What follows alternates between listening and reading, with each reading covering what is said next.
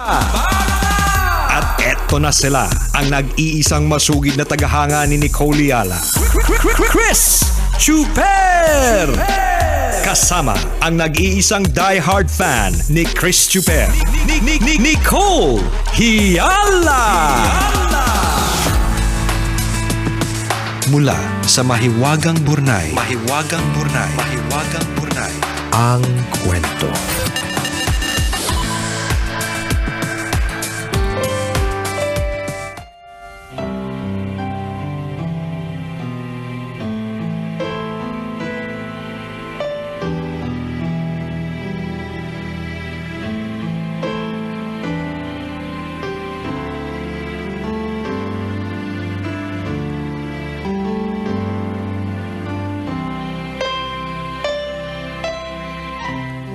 Dear Nicole and Chris,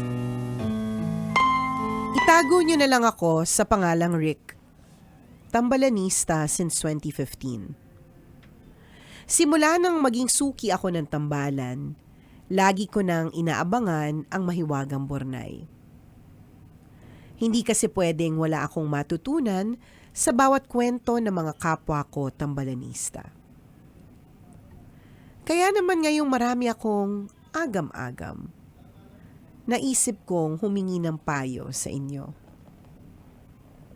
Madaming nagsasabi may itsura daw ako pero hindi ko naman nilalagay sa ulo ko. Siguro nga kasi nung high school, lagi akong escort ng muse o ng contestant sa school beauty contests. Lagi din akong kasali sa Santa Cruzan at kung ano-anong sagala at parada sa lugar namin. Maalaga kasi ko sa sarili. Kahit lalaki, inaalagaan ko ang kutis ko. Buo lahat ng ngipin ko kasi maliban sa nagsisipilyo ko pagkatas kumain, pumupunta ako sa dentista every 6 months. Ay talaga ba? Every 6 months palang punta, partner. Akala ko every after 6 years. Ako rin eh. Every after 6 years. Ayun, pupunta pa ako sa dentista every 6 months para mas malinis ng maayos ang mga ngipin ko. Naniniwala kasi ako sa laging sinasabi ng teacher ko nung elementary na cleanliness is second to godliness. Dahil kapos, second year college lang ang natapos ko.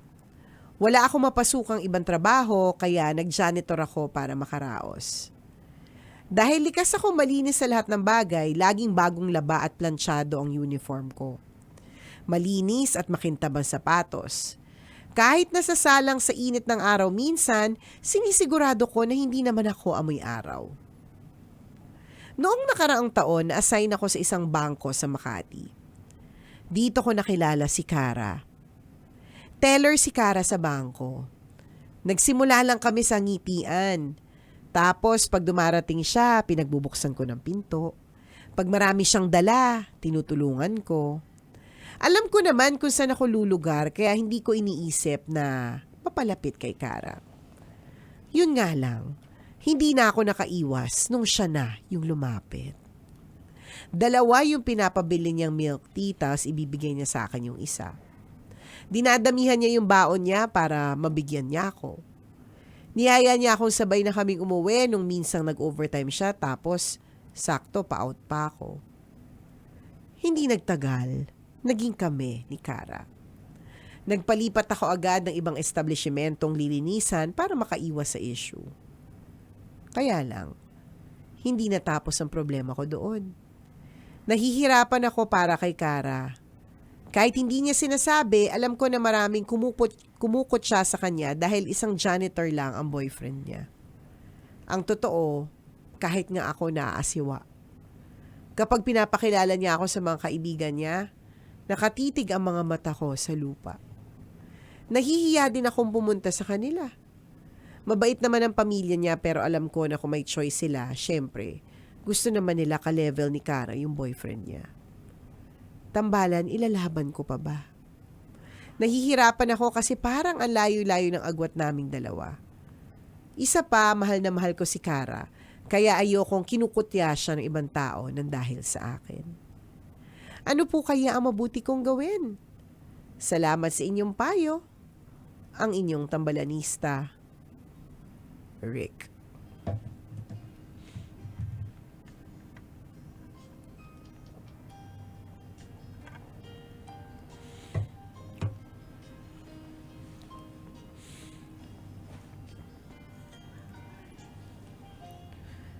Ayan na naman ang mga kwentuhang langit ka, lupa ako. Yan, Mga diba? kwentong telenovela. Yes, no? diba? And katulad ng mga kwentong telenovela, meron din naman talagang meron din namang mga happy endings, diba?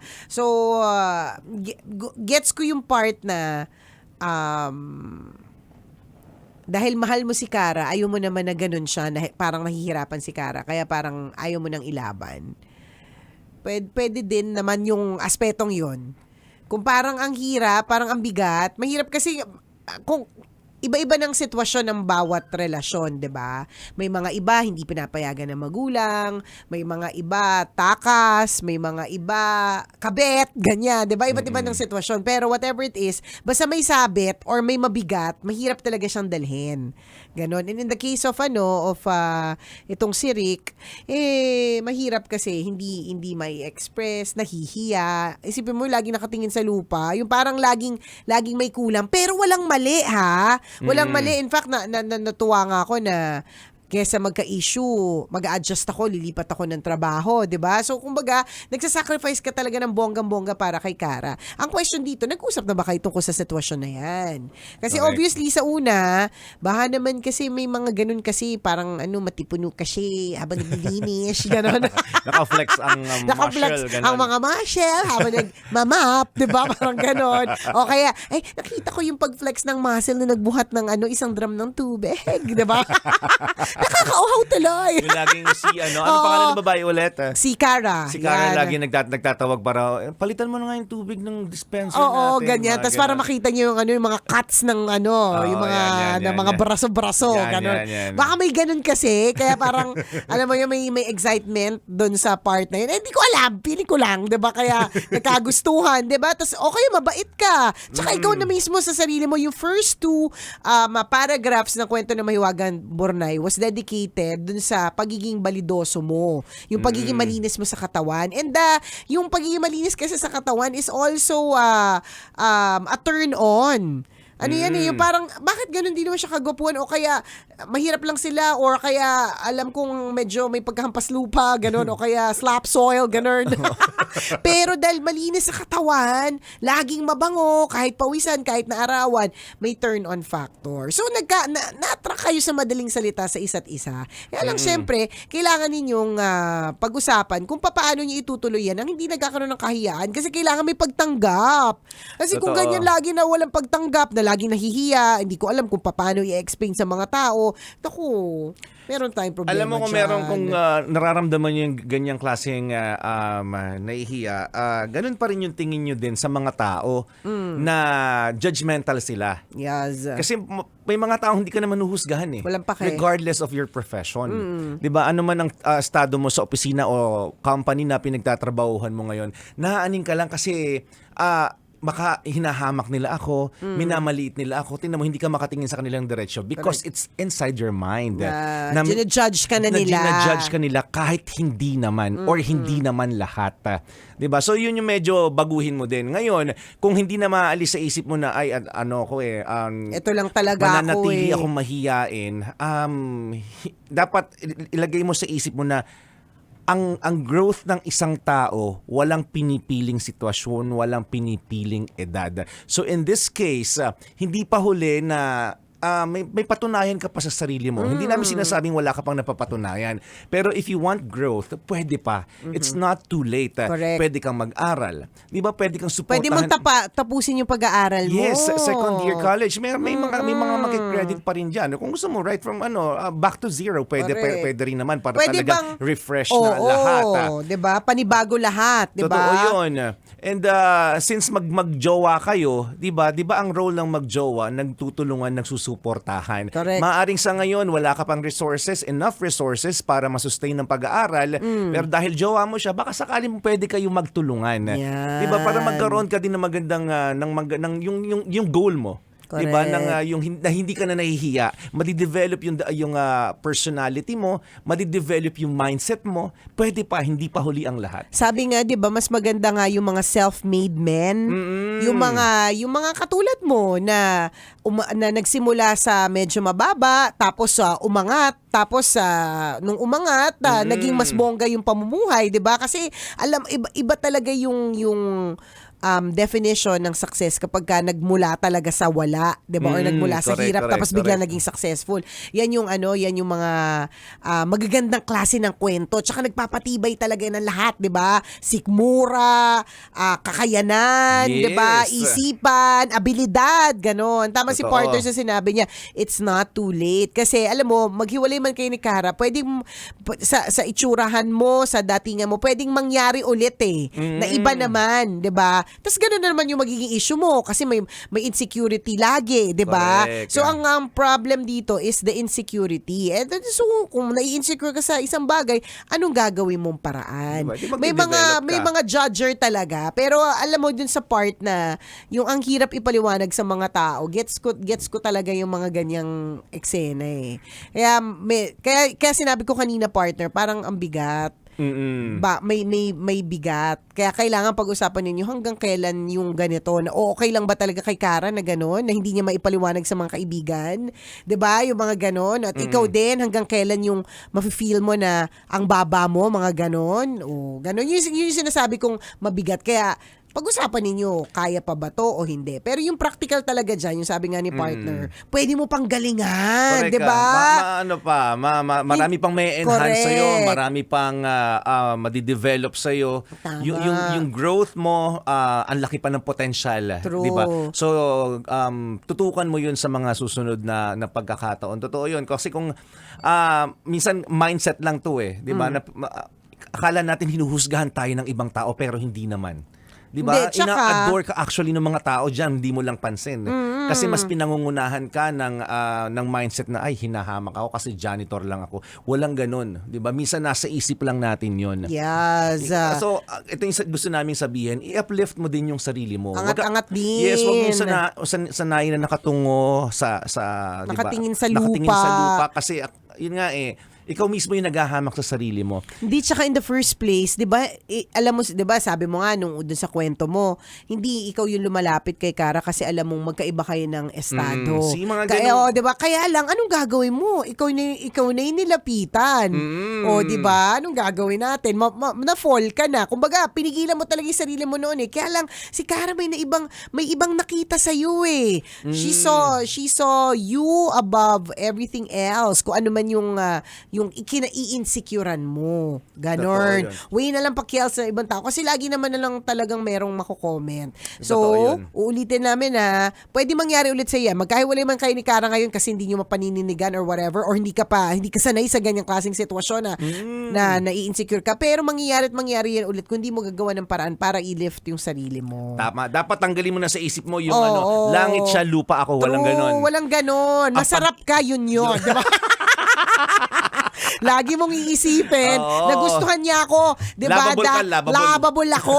Masarap akong mahalin. Ganon. Ganon. Yun yung iisipin mo lagi. Huwag Diba? huwag fixed yung mindset, huwag laging victim yung mindset. Correct, Na, oo. janitor lang ako. Hanggang dito lang ako. Hindi ako pwedeng magmahal ng mas mataas ang posisyon sa akin sa company. Huwag ganun Hindi dapat ganun yung mindset. Yes. Ang pag-ibig, 'di ba? Sabi nga sa Dear Love, love transcends times. Oo. Oil. Times. Ano? Oil yung pandinig ko, oil.